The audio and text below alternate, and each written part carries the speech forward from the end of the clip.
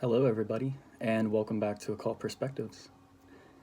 So, for today's video, it's mostly going to be a review, but I've been kind of promising for a little while now that we were going to get a little more in-depth on the lesser banishing ritual of the pentagram, the lesser invoking ritual of the pentagram, when to use each, when not to use them. I didn't take any notes for this video. I'm mostly just going to go over my own experiences, and we'll get to things as we get to them.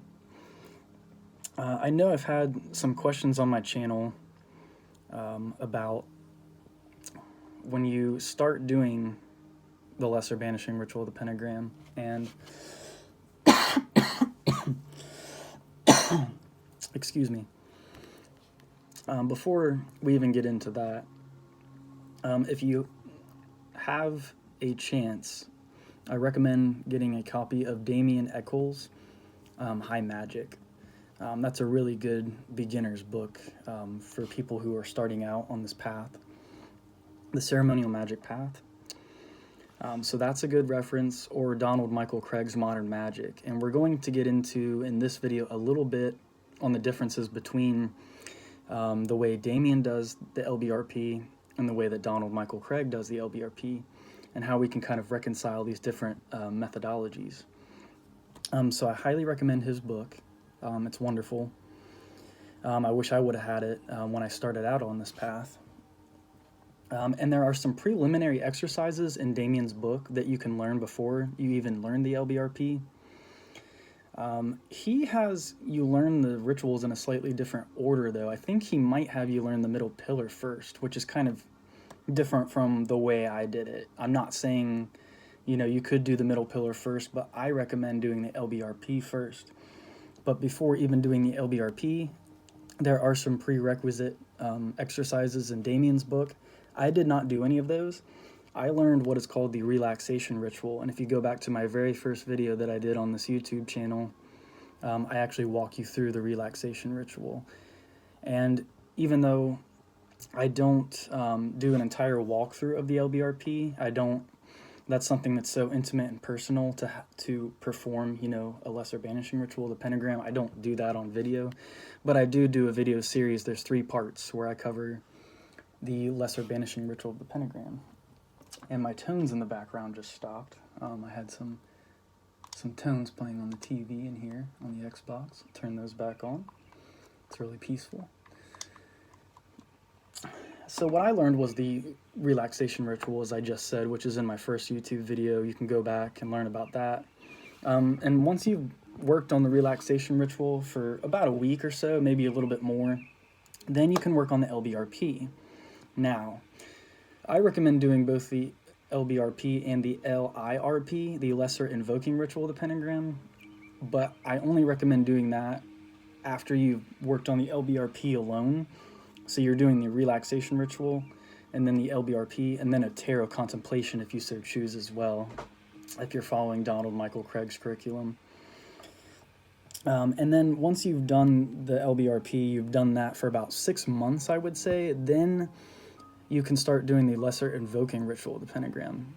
Now, what is the difference? Why do we do LBRPs? What is the purpose of them? A lot of people claim it's for clearing all the energy from a space, before you do your ritual work or your ceremonial work, which is true. The LBRP does clear the space. But I'm going to review Crowley's magic book. And the LBRP is more than just that. At the very end of this chapter, he says, "Those who regard this ritual as a mere device to invoke or banish spirits are unworthy to possess it. Properly understood, it is the medicine of metals and the stone of the wise." So to most, the LBRP is just like a prerequisite preparatory ritual. For me, that's mostly all I do. Now, my entire curriculum we'll get into in a bit that I do at this point, and I don't always do my entire curriculum. Today, for instance, some days I will do just, I will do the relaxation ritual, the LBRP, and then a lesser invoking ritual with the pentagram. And sometimes I don't even get around to doing that. That's if I really want to draw energies in. I know if I'm going to invoke something that day. And usually it does end up working. It usually does end up invoking positive energy. And the more mastery we have over the LBRP, the better our LIRPs will be. So I do relaxation ritual, the LBRP, and then the LIRP if I so choose for the day, and then I'll do a middle pillar ritual to finish it out. That's not my full routine. That's just what I did today. But we're going to get back to this magic book, Crowley's magic book, and read a little bit about the LBRP.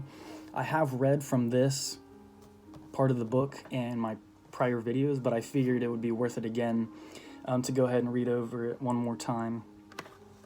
Every man has a natural fortress within himself, the soul impregnable. It is only in the rare circumstances that this can ever be successfully assailed.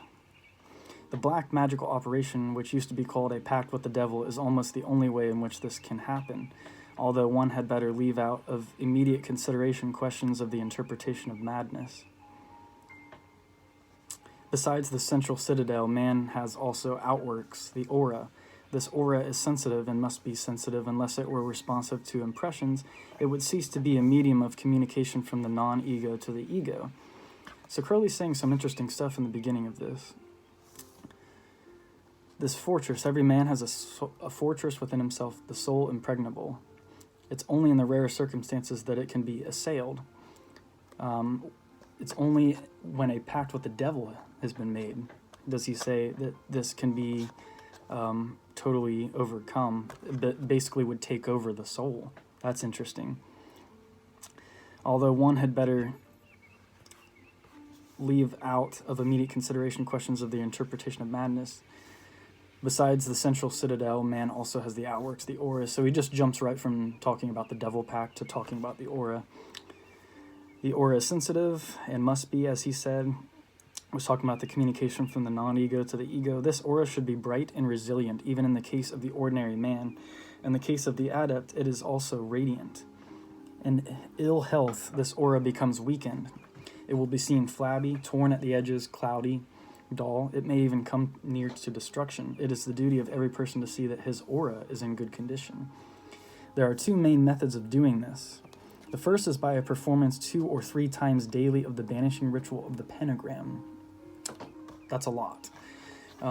You are going to be pushing a lot out of your life, probably if you do that a lot, that really doesn't serve you anymore. And then you will truly know, what is meant to be on this journey with you.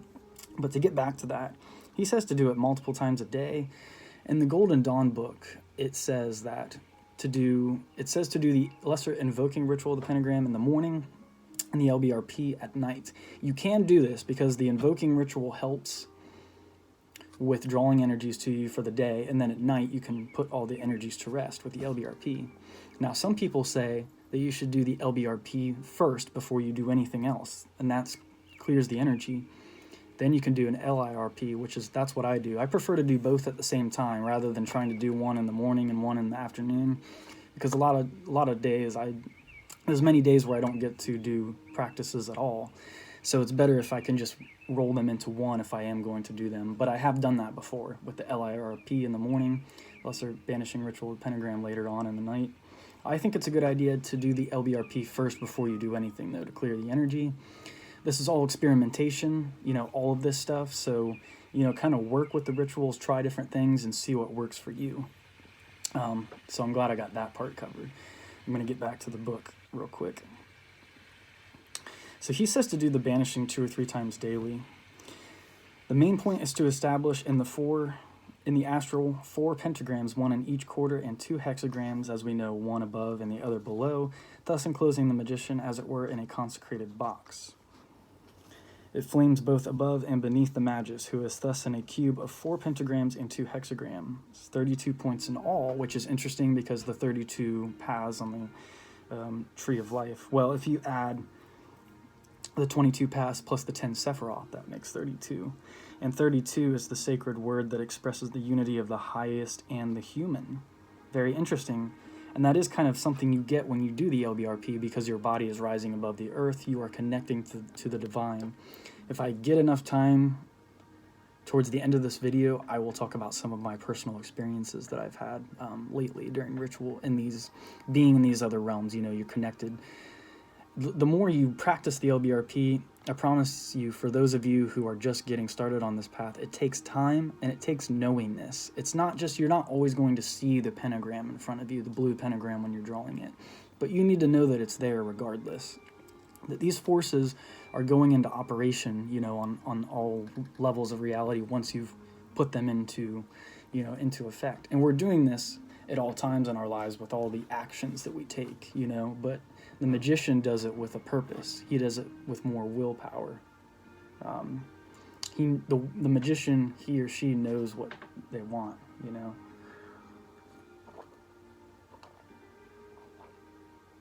Finding out what your true will is. Okay.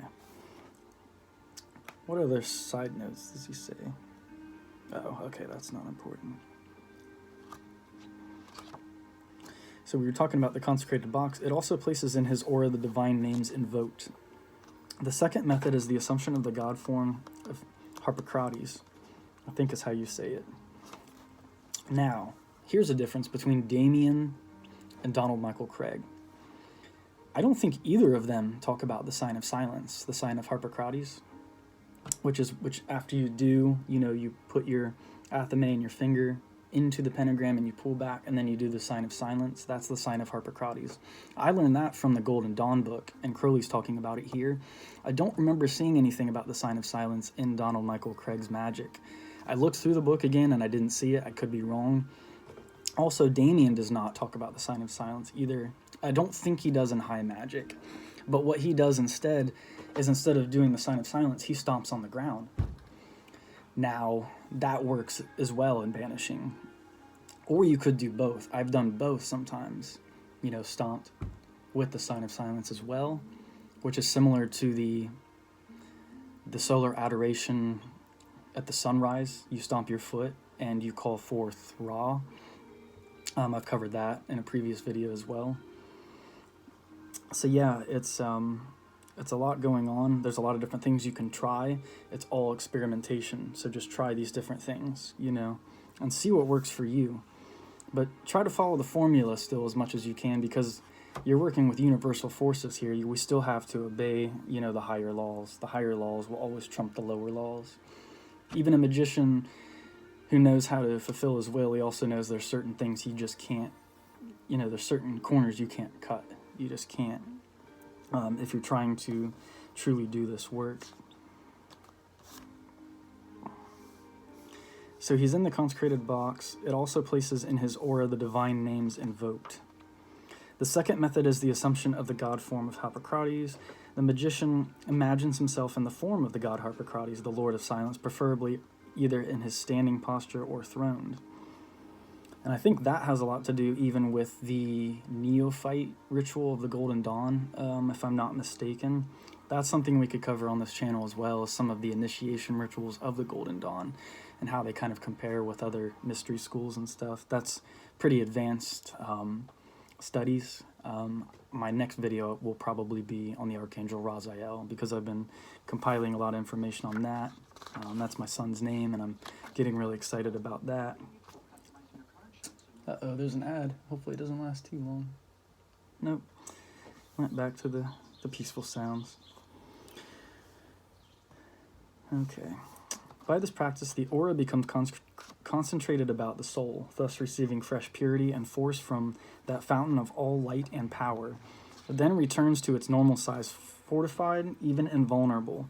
Persistence in these practices will make it impossible for any hostile agency to penetrate it, and it will further radiate its own light on all those with whom it comes into communication, so that they themselves receive virtue from it. You know, sometimes there's a lot of days I don't feel like doing my practices, but I usually never regret it after I do, especially if I've done it with the correct mindset. Because even today, I hit a slump in my mental state there for a minute, and I was just really kind of down. I was triggered by something that I probably shouldn't have been. But I turned that around. I transmuted it. I took a shower, I rinsed off, did the magical cleansing or the magical bath. I usually just try to imagine the archangels around me and any negative energy falling off of me, going away. And then I went ahead and did my meditations. And after that, 20 minutes or whatever, it doesn't take me very long to do. I take my time in the meditations and the rituals. I don't rush them, but I just felt instantly better. And that peace you carry with you and the people that you're around, it transmutes the reality around you. So even though we're not doing rituals that are solely for the intention of like manifesting material things in our lives or like to attract love or anything like that, by these rudimentary rituals alone, as Crowley says, it's, as properly understood, it's the medicine of metals and the stone of the wise. It's really the philosopher's stone, like the true philosopher's stone is the LBRP, because there's so much mathematical and just mathematical and magical correspondences like aligning in this ritual, and the other ones are as well. I don't even know if I'll have time in this video to get over all the other ritual stuff that I want to, because there are other aspects like the middle pillar. I do in a more advanced version of that now, and I would like to share that with you guys on how I do that. But one thing at a time, let me go ahead and try to get through the rest of this passage that he has. You are supposed to be standing at the intersection of the paths of Semek and Pe. You are facing Taparith, the sun. Thus on your right hand is Netzach, Venus on your left is Hod, Mercury, and behind you, Yesod.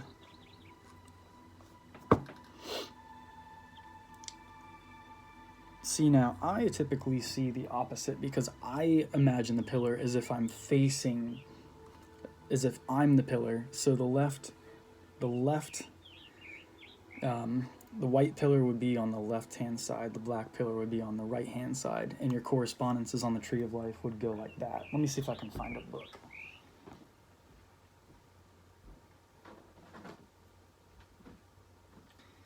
Yeah, so this, he's saying, imagine is facing towards you, but I see it as, my back being to the pillars. So Netzach is technically, I see Netzach on my left-hand side, Archangel Hanael, and then on my right hip, Archangel Michael, the Tree of Life Michael, which wears orange robes and carries a caduceus wand, unlike the other Michael, which is red armor and flames. So that's kind of different. And here's the diagram that he shows in there. I think I've shown that picture in videos prior to. So he says, imagine the moon behind you. I like to imagine them all as being a part of my body, like as the Tree of Life. You take one step with the right heel in the hollow of your left towards Taparith and vibrate the divine name as given in the ritual. You then carry round the point of the wand towards Netzach, then take a step again, always recovering after each forward step so that you remain in the center and vibrating the name as before. That's the thing too, when you go forward into the pentagrams, it's always good to ground yourself and get back into the middle of the center of the circle before you give the sign of silence. And the sign of silence I only give in the LBRP. I do not do the sign of silence in the lesser invoking ritual of the pentagram. Everything else about the lesser invoking ritual of the pentagram, other than the way you draw the pentagrams and the fact that you're not doing the sign of silence, at least I don't. Some people believe that seals the energy or shuts the door more, it secures the energy more even as you're doing the LIRP, but in a way I feel that constricts the energy that you're trying to invoke. So again, experimentation. Try sometimes with doing the sign of silence when you do the LIRP, and then maybe other times don't. Me personally, I do not right now. I do the sign of silence for the LBRP, not the LIRP. I also was not doing the sign of silence for the lesser banishing ritual of the hexagram, which I have not performed that in a while. I'm trying to work my way back up. Anytime I go without doing ritual work, I went about probably 4 or 5 days, maybe without doing any stuff. And I start back at the beginning. I kind of just do the LBRP in the middle pillar one day, and then the next day I'll do the LBRP, LIRP as I did today, and then the middle pillar, and then the next day maybe I could work my way back up to doing an LBRH. A little note of caution though, if you are doing the LBRH, just know that there may be things awakened within you or emotions felt. Like, there's going to be things that you're not going to be able to escape because you're invoking so much energy. I feel like when you do the LBRH, and for me, I do the LVX before the LBRH and after the LBRH. And I'll get into that in a little bit. Hopefully I'll be able to cover that in this video as I talk about my full curriculum that I do. Just another thing, I don't really like the idea of paying, or people paying me to get this information. You know, it's hard to say how much longer we're going to be here on this earth, and I think it's silly for me to wait for me to take the time to write a book, you know, and talk about all this stuff and then publish it or something. I have this YouTube channel. I have students, not students, but people who are already wanting to learn more. So I just want to share. I just want to share this information so that we can all learn and so that we can all grow. Because it's not about just us. Although we are living this life through our perspectives, we have to leave something for the future generations too. And we need to help this earth manifest into more of a heavenly vibration. One where there's more order, not in like the external trying to control people kind of way, but teaching people how to control themselves and be the masters of their own temple. And that way we can master our minds and our consciousness, so then peace will just be a natural byproduct of all of that. I'm getting a little off topic, but I tend to do that. Okay, I don't know if I already read this part, but this is just getting into, I'll go ahead and read through it though. I'm backing up just a little bit. You take one step with the right heel in the hollow of the left foot towards Tiparth, and vibrate the divine name as given in the ritual. You then carry around the point of the wand towards Netzach. Then take a step again, always recovering after each forward step so that you remain in the center. We were talking about that. And vibrating the divine name as before. Continue the process facing Yesod and vibrating, then Hod and vibrating, but carry the point of the wand around to Tiparth so as to complete the circle. See, for me, this is almost too much to visualize but then again, I guess I will just imagine the Tree of Life being there too as I'm doing the LBRP. A master could definitely at all times see the middle pillar, you know, on his body. All the, not only chakras, but we use a different color system when we work with the Tree of Life rather than the traditional 7 chakra system. I visualize the chakras when I'm doing the relaxation ritual. When I'm imagining that energy moving up, I will work with the 7 traditional colors, and then as I move forward to my LBRP and middle pillar ritual stuff, I switch to the Sephirotic correspondences, you know, the Tree of Life correspondences, rather than any kind of chakra or Eastern system correspondence. Continuing the process of facing Yesod and vibrating, and then Hod and vibrating, but carry the point of the wand around to Tiparth so as to complete the circle, which I just read. As you vibrate the divine name, the angels, as given in the ritual, appear. Note well that they should appear, and if the ritual is properly performed, do appear. You are thus standing in a column which is protected by your microcosmic invocation, the consequent result being macrocosmic response. So you're doing an invocation on the microcosmic plane, and there's this macrocosmic response. Is that without any effort on your part, the hexagram or 6-fold star appears both above and below you. Note the equilibration 5 equals 6. In this way, you are completely shut off from the outer and Klopothic parts of the universe, and we haven't really gotten into that much on this channel, the negative Tree of Life or the lower Tree of Life, but we will at some point. But the Klopothic realm is the evil Tree of Life. It's basically this ritual shutting you off from all of those influences. Get well into your mind the realization of this column with its surrounding pentagrams and its hexagrams above and below you. Continuous practice is essential if you are to perform this ritual as you should. It is particularly important not to slur any part of it, to visualize clearly and cleanly the forces invoked, with the exception of the divine being who will not appear in the ordinary course of events for such slight cause. Talking about that nameless, the nameless one, the cause that came before all causes, that which is in the Ein, the no thing. It's like beyond, it's the chaotic darkness because we can't perceive it. That created or issued even the first light, which came way before the Tree of Life, and that's getting into some pretty deep Kabbalistic slash theosophical concepts and ideas there. Not really trying to get into all that quite in this video, but okay. You can figure out for yourself the forms of the angels, or rather archangels. For instance, Raphael, commencing with an R, will have a head of solar glory, and the Pe, which follows, shows that the rest of him is martial. The AL, which concludes the name in the case of most angelic beings, indicates that they wield the sword and the balance. And of course, when we picture Raphael, he's carrying the caduceus wand, golden robes with purplish highlights, standing on a hill in the east with the element of air. We can feel the breeze. So he's saying you could also view him as wielding a sword and a balance as well. Basically, all these angels are forces or programs. And that's an interesting thing, too, because I had this kind of little revelation. I guess I will get into a little bit of story.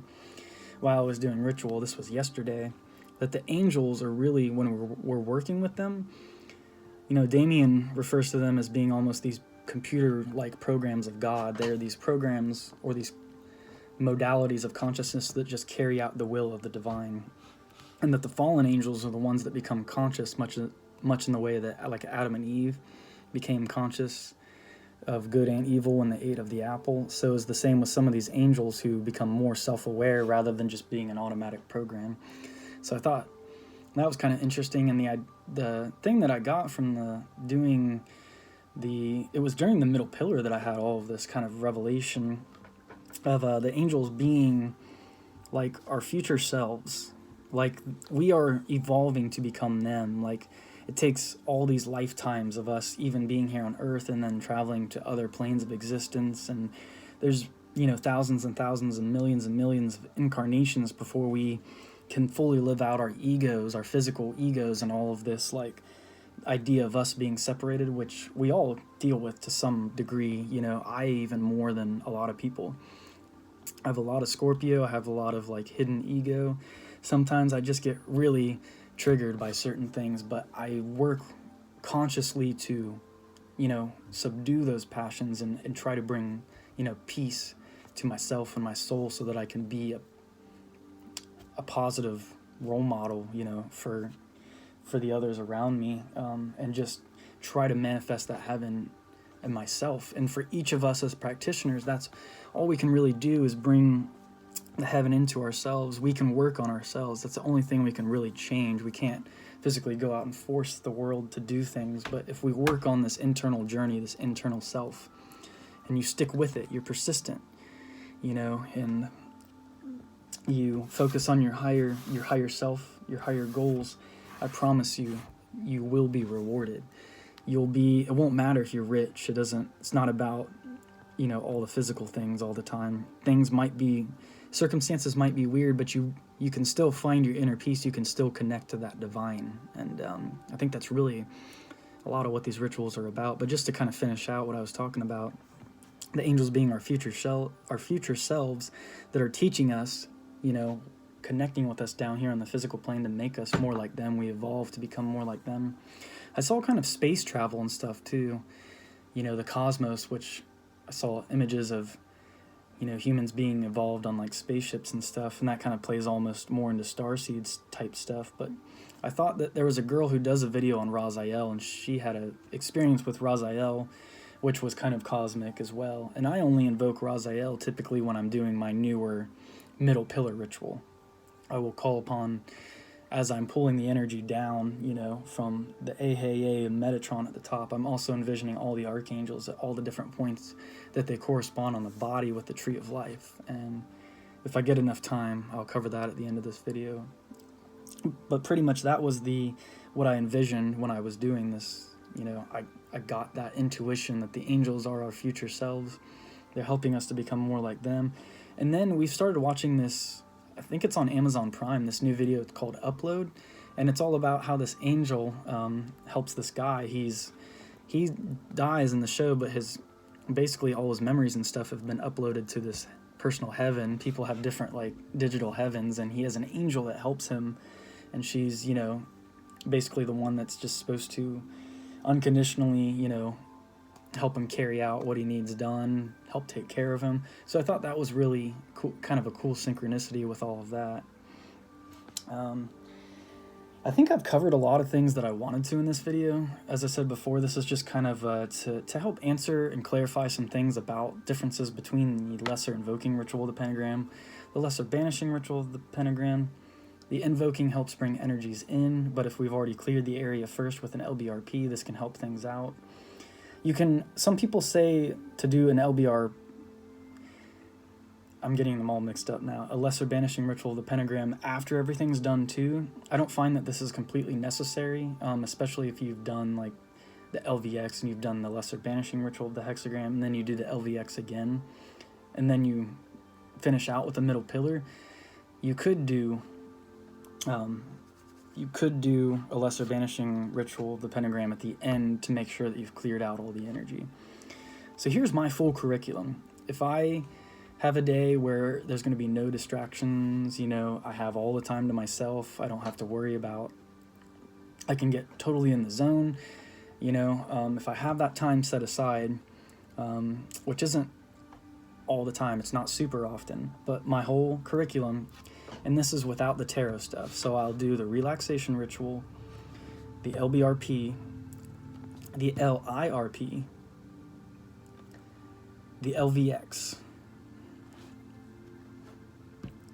then I'll do the lesser banishing ritual of the hexagram, then I'll do the LVX again after the lesser banishing ritual of the hexagram, and then I'll do the middle pillar last. And then if I felt for some reason that I really needed to wrap all the energy up, I could do a lesser banishing ritual of the pentagram, but I don't feel that it's necessary after you've done all of those. But that's the order that I perform the rituals in now on a typical day. Not on a typical day, when I get the time that I need set aside for that. And then I also like to, the energy is usually very intense after invoking all that energy. The LVX in particular is very powerful. Like the light that you see from it extends beyond, it's like you can see as far as you can up into the cosmos. You're looking up into the Ein itself, like past the tree of light, and you're let the divine light descend, you're pulling that light down. I cover the LVX ritual as well on my channel, so please check that out. I'm trying to think how much more I want to cover. Of course, I've talked in previous videos. I'm assuming if you are watching this video, you know the difference between how to banish. A banishing pentagram goes from the bottom left-hand corner up to the middle, and an invoking goes from the top down to the left. And here's why. I hope you can see this okay.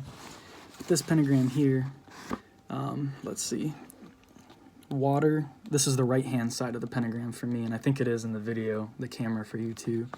So you got water, fire, earth, air, and spirit at the top. So when we invoke, and notice when we do the lesser invoking ritual of the pentagram and the lesser banishing ritual of the pentagram, it's always an earth pentagram. It's either an invoking earth or a banishing earth, depending on if we're doing the lesser banishing ritual of the pentagram or the lesser invoking ritual of the pentagram. I've never tried alternative pentagrams where some people, they say that, oh gosh, those ads are annoying. Some may say to do, like if you want to invoke water, some people say to invoke a water pentagram in each of the 4 quarters. I have not experimented with this. So if we want to invoke water, this is the water element right here. So we need to actually start from here and pull towards water. Now, if we were going to banish water, we would start here and push away from water towards air right there. And then we would draw the rest of the pentagram out as such. If we want to invoke the element of water in all 4 quarters, which, as again, I don't know the effects of this, and I don't know if this is really correct to do during an LBRP or an LIRP. I'm just telling you what I've seen like some other people do when they talk about invoking the elements. So if we want to invoke water, we're going to draw it here towards water, invoke to the water element, and draw our pentagram all the way back to water. But during an LBRP, of course, we're starting from here and we're going away from Earth towards Spirit. So this is a lesser Banishing Ritual, the Pentagram, and then the Invoking, we're actually pulling from the Divine or the Spirit realm down to Earth. So we're pulling down to the left, Invoking Earth Pentagram. All right. So just to clarify some things there. Okay. So I think I have some time now. I think I've talked about everything I need to, other than the advanced form of the middle pillar ritual. So, as we know, you start out the middle pillar, you say A hey yay at the top, which is I am that I am, and you vibrate Metatron's name. And this is like above you. This is the crown chakra type area, the Kether. And so this, it goes down this way. Hokmah is your left hemisphere of your brain. It's the masculine side, the masculine pillar. And you can invoke, after you've done Metatron, Raziel. Then you go over to the other hemisphere of the brain, and I'll do Zoth-Kael. I'm not sure if it's Zoth-Kael or Zafkiel. There's a couple, probably multiple ways to pronounce her name. And if you are not familiar with the Tree of Life angels, I have started an Archangel series, which I mean to complete. I'm going to add the Raziel video onto that series, the Archangel series, but then I'm also going to finish up the other Tree of Life angels that I have not covered yet. And then after that, I'm going to go ahead and talk about the zodiacal angels, because I've started to memorize the angels of the zodiac. I have not incorporated them into my middle pillar yet, but I plan to do that at some point after I memorize all the zodiacal angels and their correspondences. I understand that there are more complex rituals where you add more of these components later on, such as Damien talks about the greater invoking ritual of the hexagram, I think is what it is, or the golden hexagram ritual. It's one of the rituals. I don't know that I've talked about it much in my video series about the actual rituals that are involved in the ceremonial tradition of transcending the wheel of samsara. He talks a lot about that in the actual rituals that are involved. I think it's the solar hexagram ritual. That's what it's called. It's like the greater solar hexagram ritual, or the greater invoking ritual of the hexagram. That, I don't have much information on that. I don't know much about that. I'm still trying to learn about it. So for now, I've pretty much adapted these Tree of Life angels.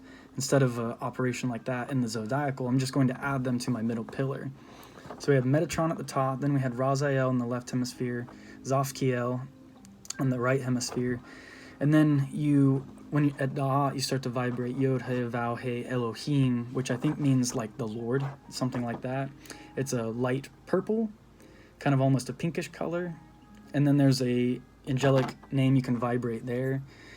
LBRP Komananu Tabe Toem, which is actually Enochian, because there's not an angel that corresponds with that, or it does, but it's just in Enochian language. Excuse me. From the throat, we move down to the left shoulder, which would be Zothkiel, aligning with Hesed, mercy. I'm sorry, Zodkiel. Zothkiel is this angel up here. Zodkiel, I imagine here, it's blue, blue robes. Over here, Camiel.